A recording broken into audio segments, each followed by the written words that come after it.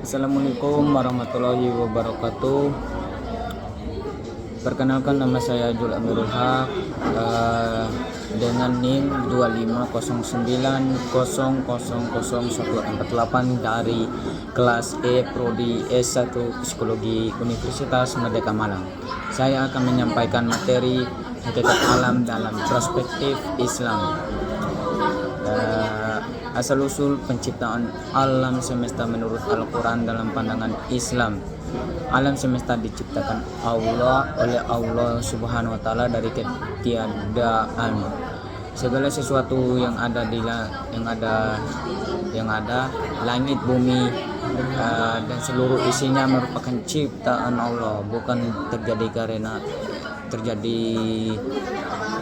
secara kebetulan atau tanpa tujuan. Dalil Al-Quran surah Al-Anbiya. Dan apakah orang-orang yang kafir tidak mengetahui bahwasanya langit dan bumi itu keduanya dahulu adalah suatu yang padu, kemudian kami memisahkan antara keduanya, dan dari air kami jadikan segala sesuatu yang hidup. Maka mengapakah mereka tiada juga beriman? Ayat ini sering ditafsirkan bahwa langit dan bumi awalnya satu kesatuan, kemudian Allah memisahkan keduanya menggambarkan proses penciptaan alam semesta yang teratur.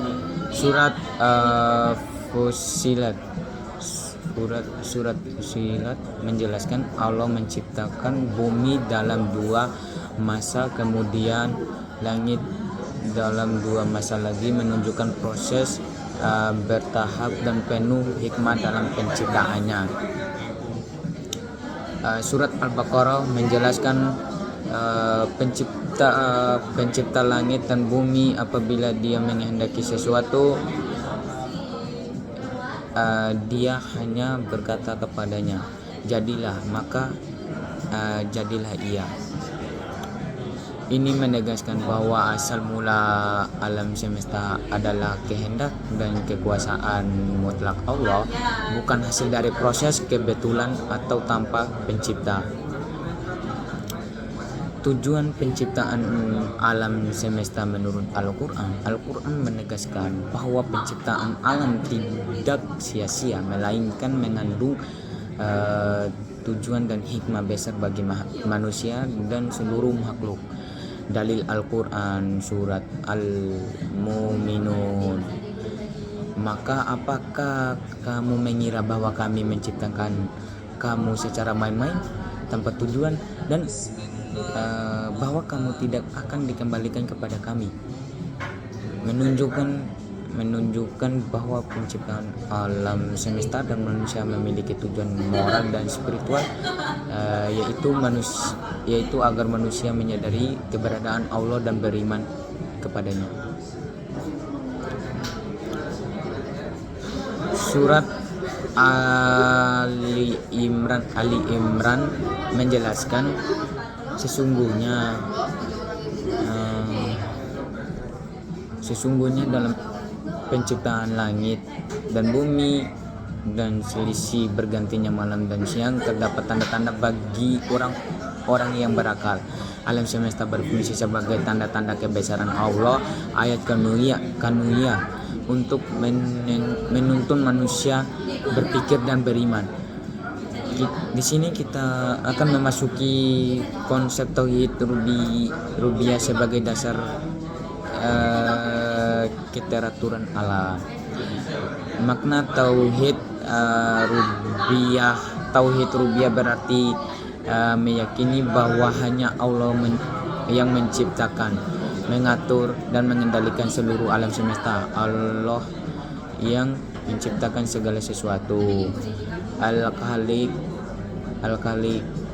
memberi rezeki, Ar-Razzaq menentukan hukum dan ketentuan alam. keteraturan alam sebagai bukti rubiah Allah. Keteraturan alam seperti rotasi bumi, siklus air, pergantian siang dan malam, serta keseimbangan ekosistem.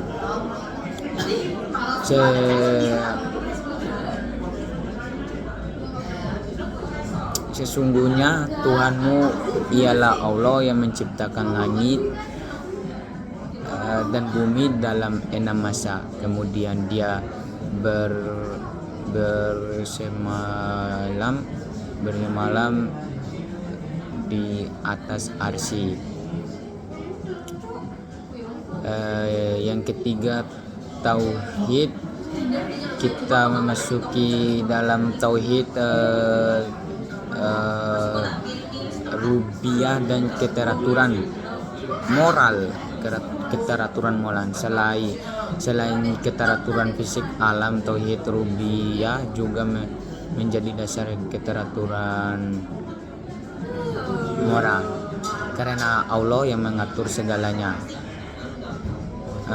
Maka manusia sebagai khalifah di bumi harus hidup sesuai dengan hukum dan tatanan yang Allah tetapkan.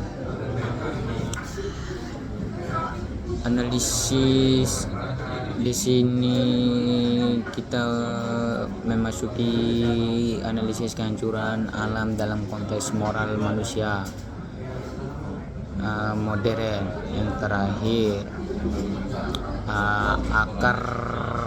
akar masalah krisis moral manusia modern. Dalam konteks manusia modern, kemajuan teknologi sekarang dan industri tidak selalu diimbangi dengan tanggung jawab moral. Antroposentrisme, manusia modern sering menempatkan diri sebagai pusat alam semesta, hanya dianggap hanya sebagai alat untuk memenuhi kebutuhan ekonomi dan gaya hidup mereka. Materialisme dan konsumerisme, dorongan mengejar keuntungan materi tanpa batas menyebabkan eksploitasi sumber daya alam. Hilangnya nilai spiritualitas terhadap alam dalam pandangan tradisional dan agama. Alam dianggap suci dan memiliki makna spiritual.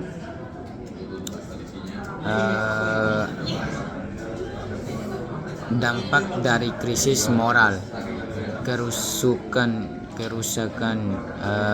lingkungan global, pemulihan moral dan etika, pemilihan moral dan etika,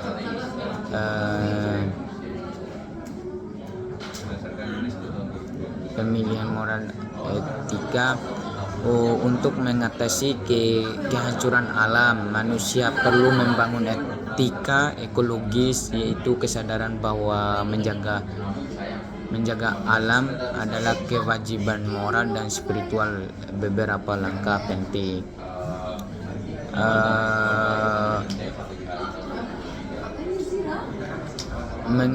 mengembangkan pendidikan lingkungan berbasis moral dan agama, mengubah gaya hidup menjadi lebih sederhana dan berkelanjutan. Kesimpulannya, kehancuran alam pada dasarnya adalah cermin kehancuran moral manusia modern. Ketika manusia kehilangan rasa hormat, tanggung jawab, dan spiritualitas terhadap alam, maka alam pun rusak. Oleh karena itu, pemulihan hubungan manusia dengan alam harus dimulai dari pemulihan moral dan kesadaran spiritual.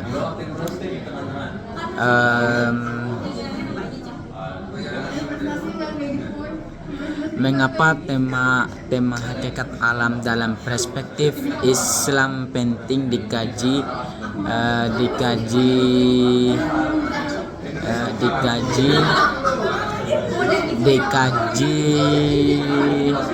mahasiswa di era modern ini, yaitu menumbuhkan kesadaran spiritual dan moral dalam perspektif Islam.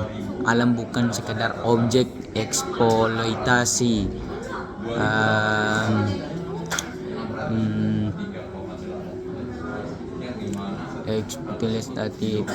tetapi ciptaan Allah, makhluk yang memiliki tujuan dan keteraturan. Dua,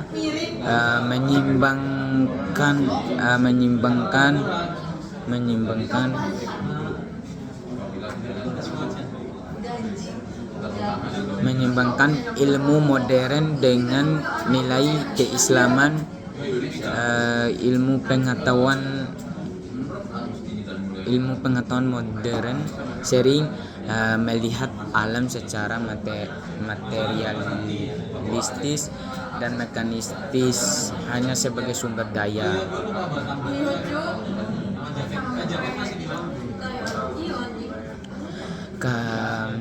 Kajian Islam mengingatkan bahwa di balik keteraturan alam terdapat kebesaran dan kehendak Allah, sehingga mahasiswa dapat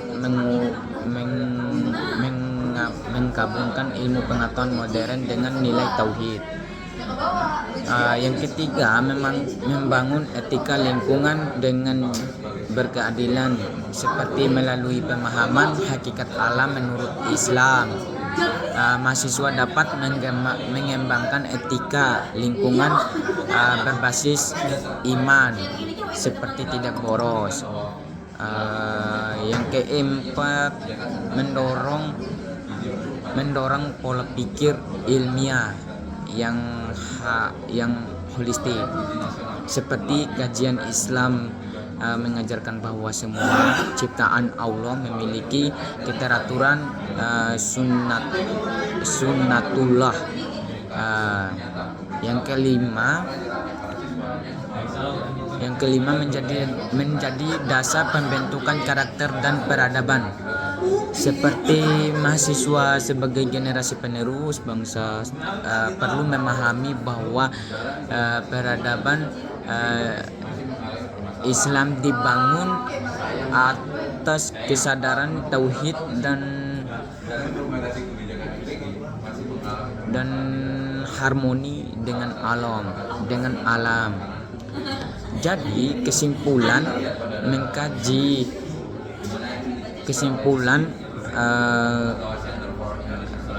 kesimpulannya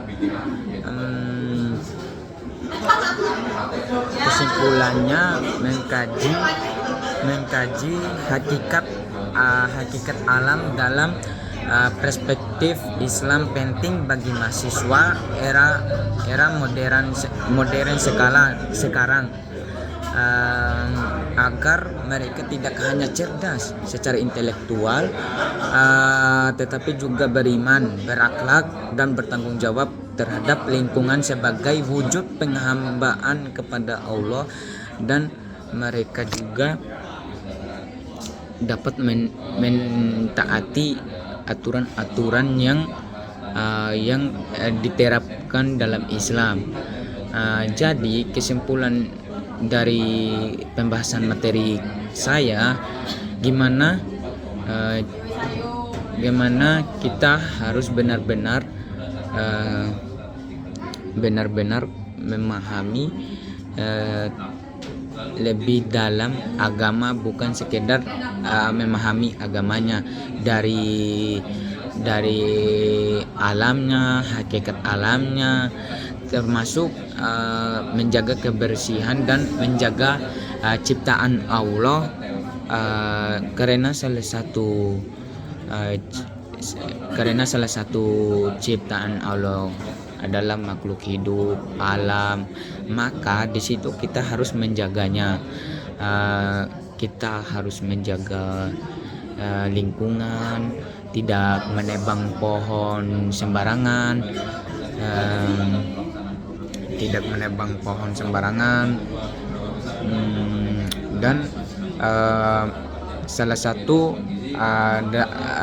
materi penting dalam yang saya sampaikan dari tadi, bahwasanya ciptaan Allah,